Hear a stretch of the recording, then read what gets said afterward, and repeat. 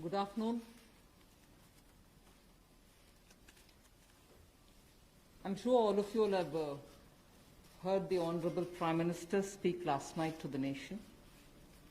He laid out a vision, a comprehensive vision. And that vision was laid out after wide and deep consultation with several sections of our society. And these discussions were held at various levels, with various ministries, and also gradually taken up to the level of the Prime Minister's office. And the Prime Minister himself has been spending considerable time to make sure that the inputs obtained are given due consideration and they form a part of the package that's being given to the country.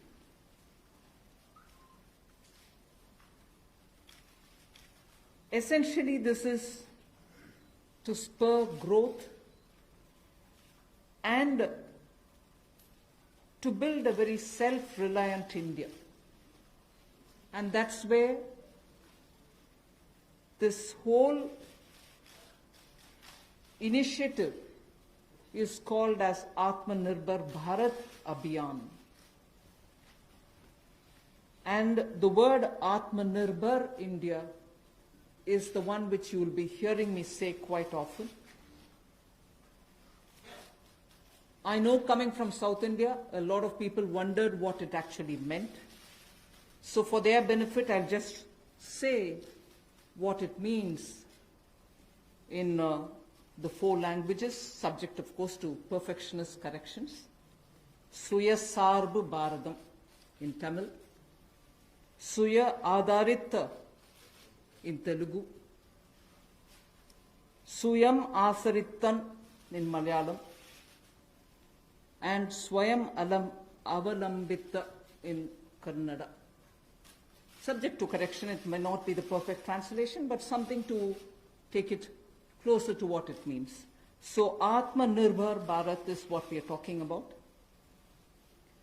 And you heard the Prime Minister clearly say that this is going to be resting on 5 important pillars. 5 important pillars: the economy, infrastructure, technology-driven systems,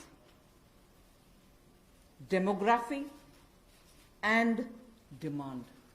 So if these are the 5 pillars on which we are trying to build Aatmanirbhar Bharat, the focus obviously will be what can be defined as the factors of production in today's language.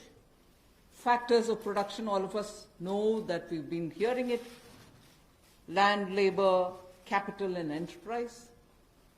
Today, we recast it, say it the same way, but then essentially referring to the very same factors of production, but in this Aatmanirbhar Bharat, our focus therefore would be on those factors of production which are land, labor, liquidity, and law. So essentially it addresses issues of ease of doing businesses, ease of doing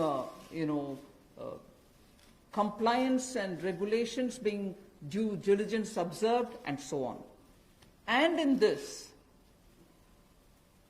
the intention is to build brands. Intention is also to take local brands, and build them to a global level. So there is a global value chain integration also as a part of this vision which the Prime Minister has put before us. Certainly when he says Aatmanirbhar Bharat, it is not to look inwards and cut India to become an isolationist country. It certainly talks about a confident India which can rest on its strengths and also be able to contribute to the globe, the way in which the Prime Minister rightly pointed out. The production of PPE and masks and also ventilators to an extent has rapidly grown within these 40 days. We have the capability. we have the enterprise to build such capabilities and help the world with it. And therefore, India shall continue contributing to the globe. You've also been seeing, I'm moving away from Prime Minister's last night's speech, you've been seeing that the government being led by Prime Minister Modi, even in 2014-19 regime, was a listening, was a sensitive, and also was a responding government. And that is why I list before you the various reform-driven steps which have been successfully taken. It's important for us to recall that now. Even as we talk about building a new India, building an India which is going to be Aatmanirbhar. If I were to group them into different categories and list out what has been done by this government, even in between 2014 and 19, if you were to talk about the poor, we had the DBT-based reforms, based on which today, as we look at the migrants, look at the poor, look at the lockdown in their lives and the impact it has made in their lives, the DBT enabled us to directly put money into their accounts, and they didn't even have to go to the bank to collect it. The bank mitras were able to come and deliver the money, and therefore that reform based on Jan Dhan accounts, based on Aadhaar, and based on mobile technology has brought a revolution in this country, which many countries do recall now, and many of them are not able to do it, although India is able to do it. So for the poor, the DBT, the micro-insurance schemes, PM Awas Yojana, Ujjwala Yojana, again something which has made it possible for people to have free cooking gas in the last 3 months. It wouldn't have been possible to reach out to the poor to have their cooking gas given unless the Ujjwala scheme was so successfully implemented. Swachh Bharat Abhiyan and Ayushman Bharat. And therefore for the poor, during the last tenure, the several schemes which benefited were all reform driven. If I were to talk about agriculture in the same spirit, PM Fasal Bima Yojana, PM Kisan Yojana, which again has come off handy, that we were able to front load the money to the Kisan during this lockdown. Otherwise it wouldn't have been possible. Creating new fisheries department, Krishi Sinchai Yojana, were all aimed at bringing reform in agriculture. Similarly, talking of business and also trying to bring in better business environment. PSB cleanups happened, public sector banks cleanup, after a heavy load of phone banking resulting in NPAs. Public sector banks recapitalization, FDI liberalization, ease of doing business reforms, which were taken down to the third level of administration governance, IBC reforms, GST reforms, and today because of the GST reforms, you're able to see what impact lockdown is having on small and medium businesses. And finally, reforms in other areas, very quickly to recall. National Highway Authority, the TOT plans, the airport privatizations, power sector reforms, which resulted in India becoming a power surplus country from shortages always. 175 gigawatts of solar targets out of 86 gigawatt has already been achieved out of that number. And cleaning up of the coal mine sector. These are all things which I would want to recall here before we talk about what we are offering in the Aatmanirbhar Bharat. This is the foundation. This is the credential with which the Prime Minister has always been on the side of reform, reform for better living in this country, ease of living in this country. So I broadly explained about the reform steps which were taken during the previous 14 to 19 tenure of this government. And after the 2019 elections, the July budget was presented. Post that, immediately, in this very hall, we met several times, over several fortnights, when we had to respond to the call of the hour, the need which was felt by the SMEs and many others. And all this only to underline the fact that you're speaking with a sensitive, a responsive, and a government which believes in consultation. So then after that, the budget of February 2020 was presented, but soon after came Corona. And after the Parliament session was concluded, within hours of the announcement of the lockdown, the PM Garib Kalyan package was announced, about which Amos has briefly referred. The numbers are something which are worth recalling here because we are going to have to build on that. 52,606 crores into DBT account of 41 crore bank account holders, the Jan Dhan account holders. 18,000 crore worth grain and pulse transfers happened, in which 48 lakh metric tons of wheat and rice have been distributed, costing 69 crores, to 69 crore account ration card holders. 71,738 metric tons of pulses have been distributed to 6.25 crore card holders. Aside from this, non-card holders have also been distributed grains. And I mentioned a minute ago about the Ujjwala scheme, which helps distribution of free cylinders. Divyang and old age pensioners have all been also given assistance. So after the lockdown, within a couple of hours, meaning within a day or two, we came with that announcement of the Garib Kalyan package. With that, there was also a compliance and also due diligence related deadline dates which were postponed so that ease of compliance could come in. Beginning today, I come over to speaking about today. Beginning today, for the next few days, I shall be coming with this entire team before you to put out the details of the vision which PM has put forth yesterday. So PM's vision for a self-reliant India, we will come with the details in various tranches beginning today, and we shall not forget in each of the tranches that we are talking about that we do have a responsibility towards the poor of this country, towards the needy of the country, towards the migrant workers of this country, the Divyang and the aged.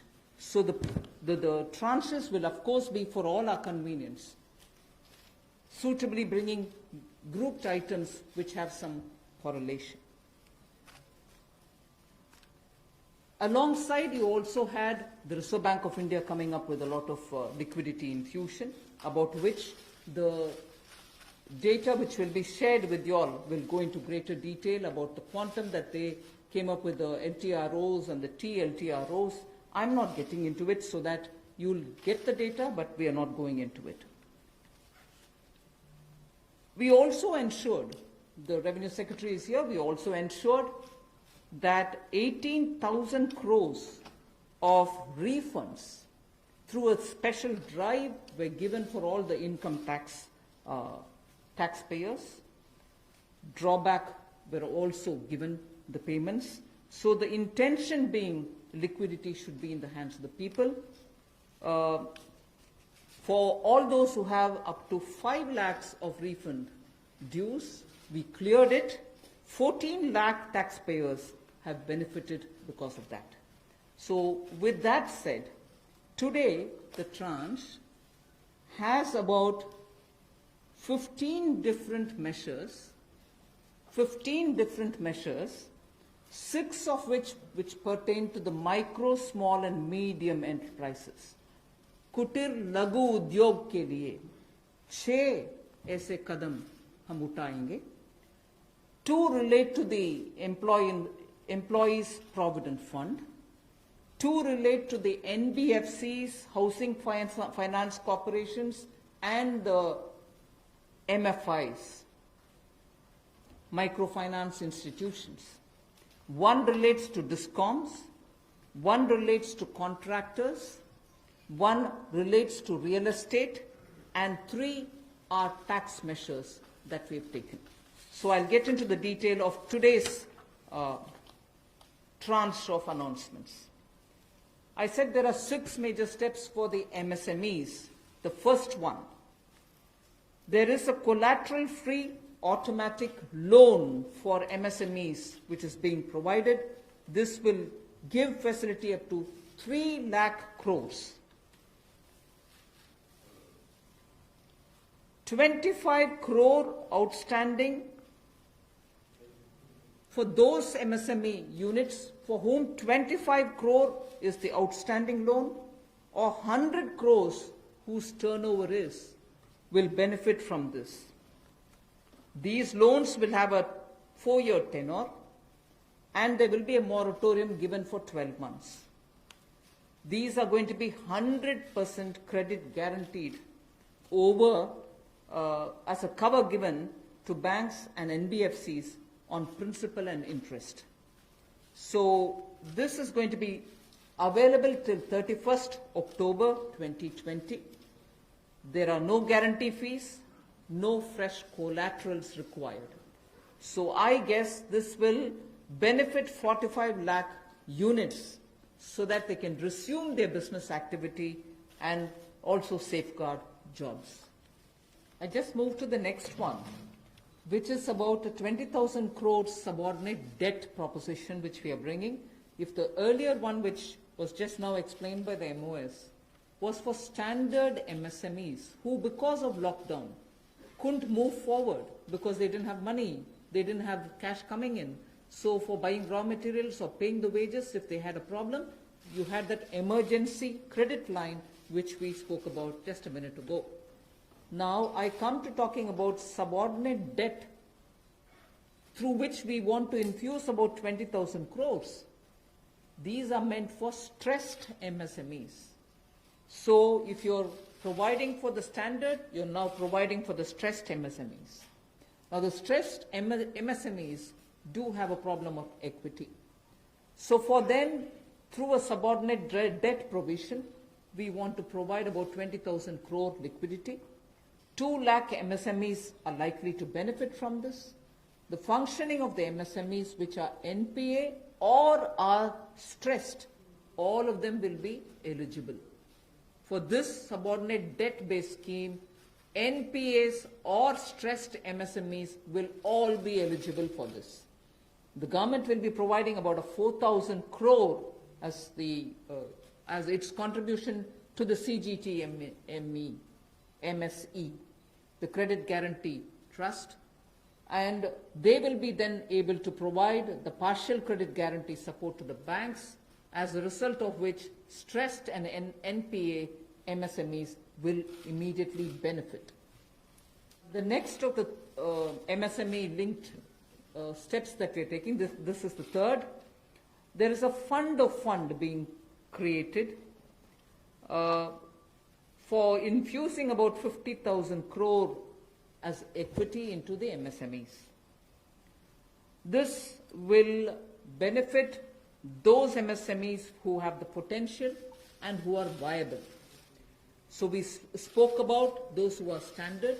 We spoke about those who are NPAs and stressed. Now I'm talking about MSMEs who may be doing viable business and who need hand-holding because of the situation thanks to the COVID. So this fund of fund, with a corpus of 10,000 crores, through mother fund and daughter fund framework, will be able to provide the growth potential MSMEs greater support, and this, we think, will help MSMEs to expand their capacities, and this will also encourage them eventually to get listed in the markets which they can choose. The next one is something which all of us have been waiting for a long time, about the definition of MSMEs.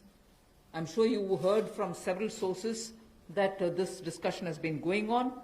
We have now come to a stage where we can happily announce that the definition being changed is being changed in favor of the MSMEs. Because there was always this fear in very successful MSMEs also that if they outgrow the size of what is defined as an MSME, they lose the benefits that they get as an MSME itself. So outgrowing this definition meant outgrowing and going out of receiving benefits. Therefore, MSMEs preferred to remain within the definition rather than grow. Now what we are coming with is a change in the definition of MSME so that they need not worry about growing in size. They will still be able to get quite a lot of benefits which otherwise, as an MSME, they had got. So now how do we change it? I told you why we are changing the definition. How are the changes being brought about? What exactly is the change which is coming in? The change is that investment limit which defined an MSME is being revised upwards. So you can be a slightly more larger invested company, but you're still going to be considered only as an MSME. And then I'll come to the amounts which is shown in the chart there. But the idea is, even with an increased investment, you'll still be defined only as an MSME. You shall not get out of the benefit which is given to you as an MSME. Second is, additional criteria to define an MSME is being brought in. And that criteria is based on turnover. So that is being brought in newly now. Earlier it was only investment size. Now investment size and or additional turnover size is being brought in. And earlier, the distinction which prevailed between manufacturing unit, and therefore their definition was on slightly different account. Service units, their definition was on slightly different criteria. Now that differentiation between manufacturing and service MSME are being removed. Manufacturing MSME or service-based MSME shall all be defined similarly. And then, therefore, the chart that is there before you will tell you what was earlier and what is now. What was earlier defined with an investment of 25 lakh as micro unit will now have investment allowed till 1 crore. So they will still be called a micro unit even if the investment is up to 1 crore. Now, in that, service investments of 10 lakhs were called as micro earlier. Now, because the distinction is removed, service also will have the benefit of being called a micro unit even if the investment is 1 crore. Over and above it, I did say that in addition to investment as a definitional criteria, we are bringing in the criteria of turnover also. So now your investment can be up to 1 crore and your turnover can be up to 5 crore. You shall be called as micro. This or that. Your investment can be 1 crore and your turnover can be 5 crore. Up to 5 crore, you will be micro enterprise. And so on. So small will be up to 5 crore, manufacturing enterprise. Services was up to 2 crore. Now the definition is changed to 10 crores and 50 crores. Investment and turnover, and so on. The table explains it. I move to the fifth step in the MSMEs. I said total 6 measures have been are getting announced today. Of the 6, the fifth one is that for government procurement, tenders up to 200 crores will no longer be on global tender route, meaning global tenders will be disallowed in government procurement for tenders up to 200 crores. Why is this being done? Majority of the MSMEs in India were unable to supply those big mother units, as you may call, big, large companies, who they were serving all the while. Suddenly the conditions became, based on the global tenders, unmatchable by our MSMEs. So they were disqualified from supplying to companies for whom they actually grew as ancillary units. As a result, many of our MSMEs were not anymore able to participate in supplying products to many of these large units. So by bringing this condition now, we are saying for global tenders worth 200 crores or less, particularly for government procurement, they need not be global tenders at all. So this will make MSMEs do their business with a lot more confidence and carry on with it. Self-reliant India will also then be able to serve Make in India, because small units can now be participant in government purchases. The sixth step towards MSMEs is post-COVID, trade fairs, exhibitions are going to be very difficult. So we shall ensure that e-market linkage is provided across the board for all these MSMEs so that they're able to find their market easily in the absence of being able to participate in trade fairs which cannot be held in this environment. Also, very importantly, Government of India and also CPSEs, where there are receivables by MSMEs, we now announce that within the next 45 days, all their receivables will be cleared. The CPSEs and Government of India will honor every MSME receivable within the next 45 days. I now move to talking about EPF. You were aware during the Pradhan Mantri Garib Kalyan package, some measures were extended for the EPF.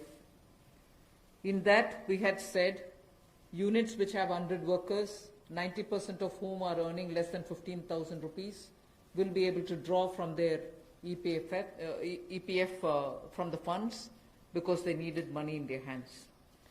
We have now, and for the 3 months, the payment of EPF also was given relaxation. What I would now like to say before you is liquidity relief is being given for all EPF establishments. In this, 12% which is paid by the employer and 12% by the employee contribution. We extend the support which Government of India gave for another 3 months. We had given it till for March, April, and May up to May 2020. The payments were made into their eligible accounts by Government of India for March, April, and May. Nearly 3.6 lakh establishments benefited from this. Liquidity relief of 2,500 crores to 72.22 lakh employees is now being proposed to be provided by extending this contribution for the next 3 months also. June, July, and August 2020, the EPF contribution will be paid by Government of India, and this shall provide 2,500 crore liquidity support. So what was given earlier for March, April, and May is now being extended for another 3 months, which will be June, July, and August, and therefore we shall be infusing 2,500 crore liquidity, and 72.22 lakh employees will benefit from it. The next on EPF again, in order to provide more take-home salary for the employees and also to give relief to employers in the payment of PF for those which have not been covered under the earlier description, which is if you have 100 employees, 90% of whom are drawing less than 15,000, we announced a scheme earlier, which I'm extending for another 3 months. That's what was announced a minute ago. The second one in EPF now is the statutory PF contribution for those who are not covered in the earlier one is being reduced from 12% to 10%.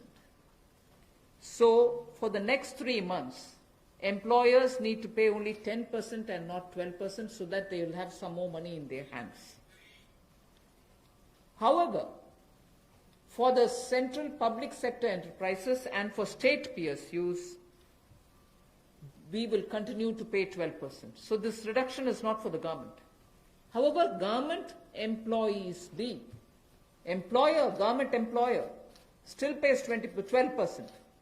But employees in these public sector undertakings will be given the advantage of paying only 10%.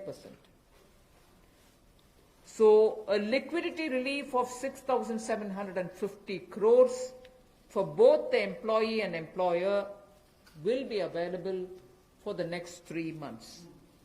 The next one is about non-banking financial companies, housing finance corporations, and microfinance institutions. We have been hearing, in spite of a lot of steps which the RBI took, in spite of all the provisions that we made between the July budget and the February budget, it was felt that the NBFCs were not able to get enough resources. And particularly, some NBFCs which were not very highly rated had particular difficulties in comparison to the others. So, Government of India now launches a 30,000 crore special liquidity scheme. Under the scheme, investment will be made in both primary and secondary market transactions where investment grade debt papers, this is not infusing equity, this is taking and buying debt papers of NBFCs, housing finance corporations and microfinance institutions. And not high quality debt papers, they can be investment quality also. So this we expect will have an impact on those struggling NBFCs who need money to carry on with business. And these NBFCs are also those who have been funding MSMEs. So in order for these NBFCs to keep their network of MSMEs served, this infusion is absolutely necessary. And these securities with which you're going to buy these debt papers will be fully guaranteed by Government of India. They will be fully guaranteed by Government of India. We hope that this will also bring in a lot of difference for NBFCs who have access to small and micro units, and therefore we want to ease the flow of credit through these NBFCs who have only not so good debt papers in their hands.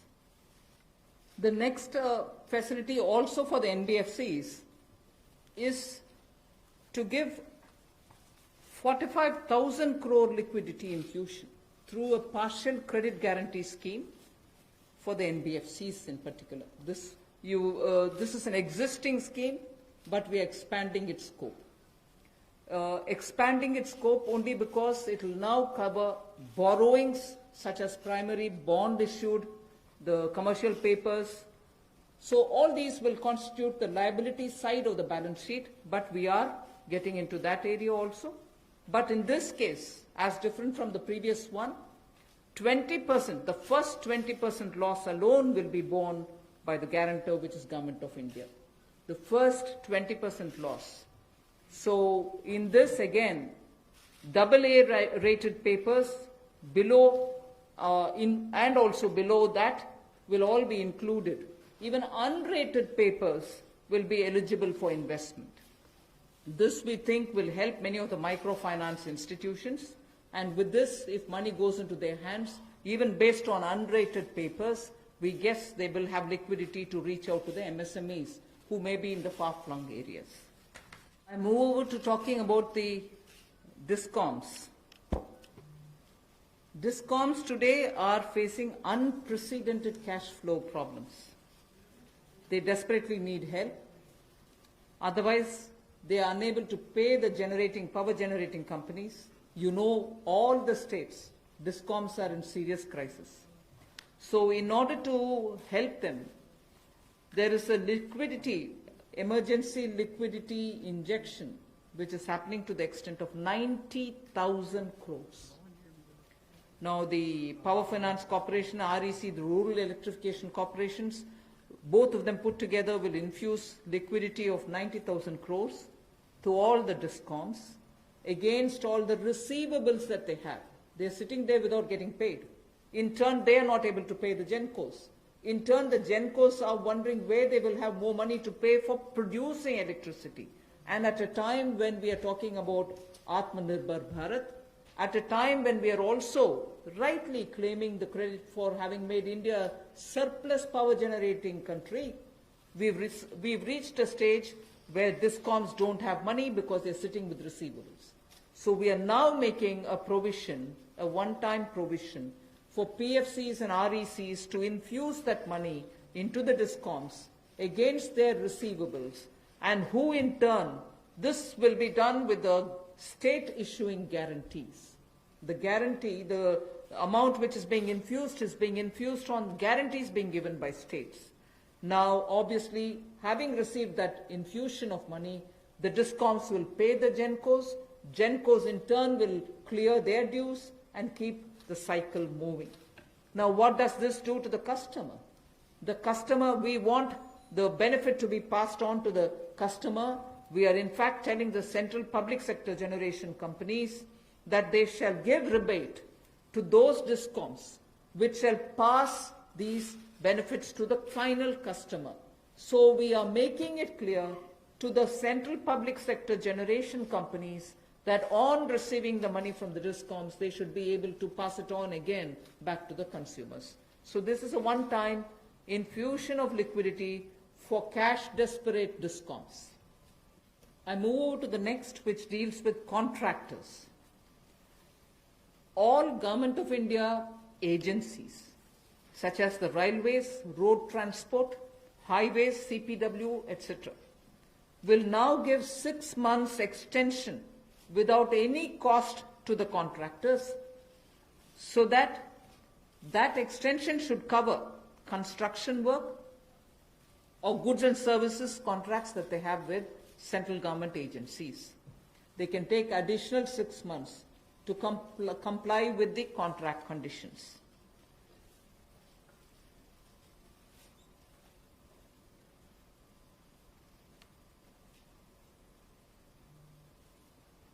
I didn't get it.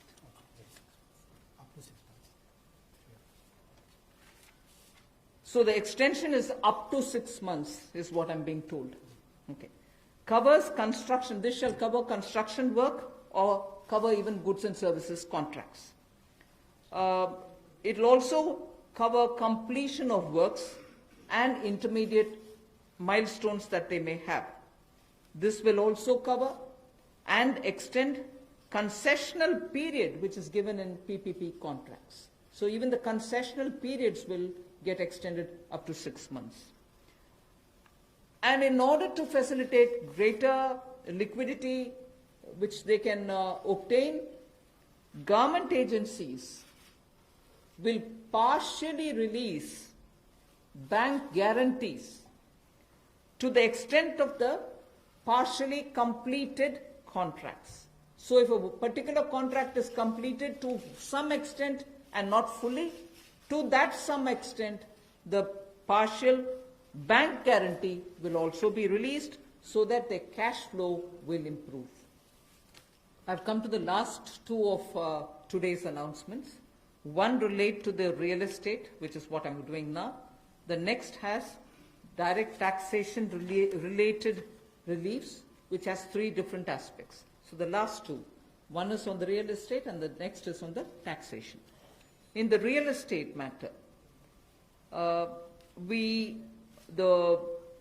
Urban Development Ministry shall issue advisory to the states and the union territories so that the regulatory authorities are given clear picture that they can treat the COVID-19 period as an event where you can invoke the force measure. In other words, they can treat it as an act of God. And to that extent, be flexible about the execution of the contract signed. This will also mean that with the necessary changes, they will have to issue fresh project registration certificates. They can extend the registration and the completion dates. Suo motu, they can do it by 6 months for all registered projects, expiring on or before 25th March 2020. So using the force majeure clause, they can suo motu extend the registration and completion date by 6 months if the project was registered on or after 25th March 2020. So there need not be individual applications separately for it. They can suo motu do it. They can also issue fresh project registration certificate automatically with revised timelines. So this way, people who had entered into a contract and got fixed because of the coronavirus will not suffer. These measures, we think, will de-stress developers, and real estate industry, which is already in difficulty, will benefit with the new timelines. I move over to talking about the tax-related proposals, which is my last. You're fairly familiar with the TDS and the TCS tax deductions which happen.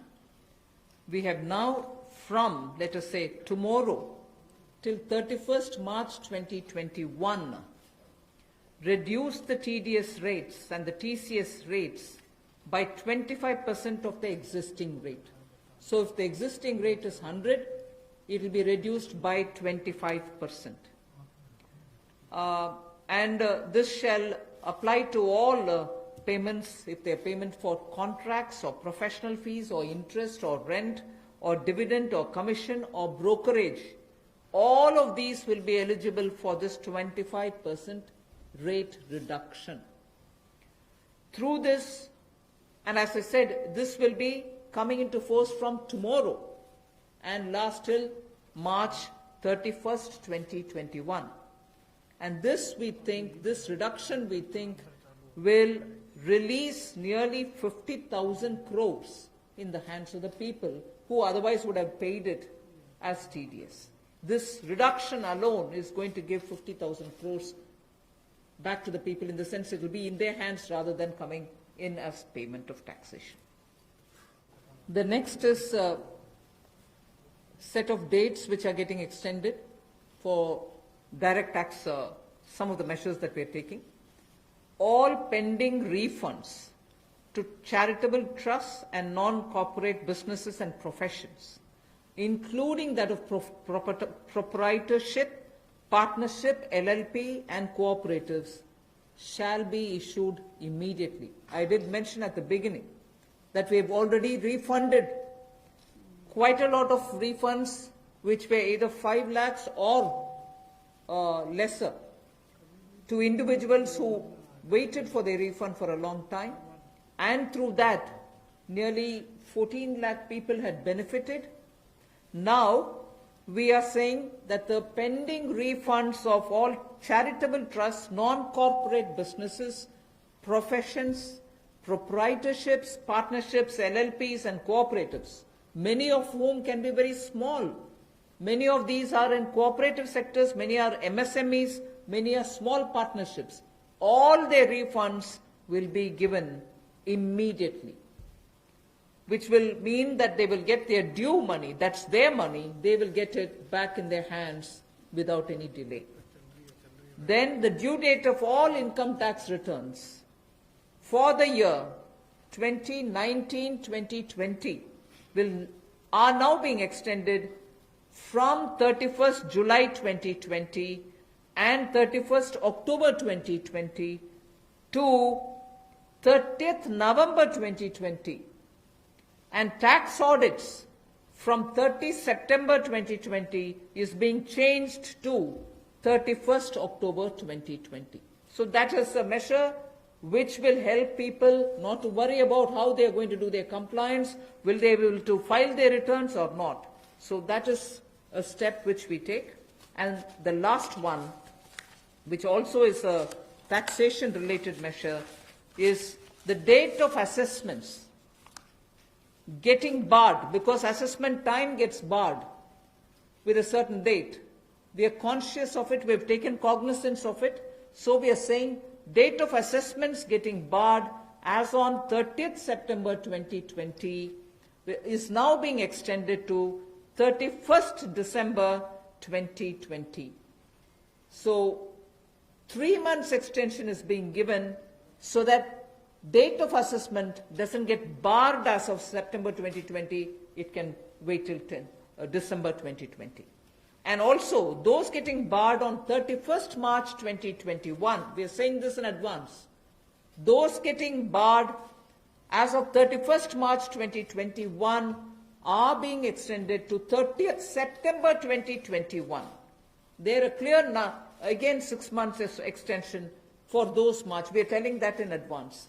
31st March 2021, which we are getting debarred, will now be moving over to 30th September 2021. And the last point that I would want to share with you all for this evening is, you know, we've launched this Vivad Se Vishwas scheme for making payment, and there was a component that you had to pay 10% extra if it is beyond a certain date.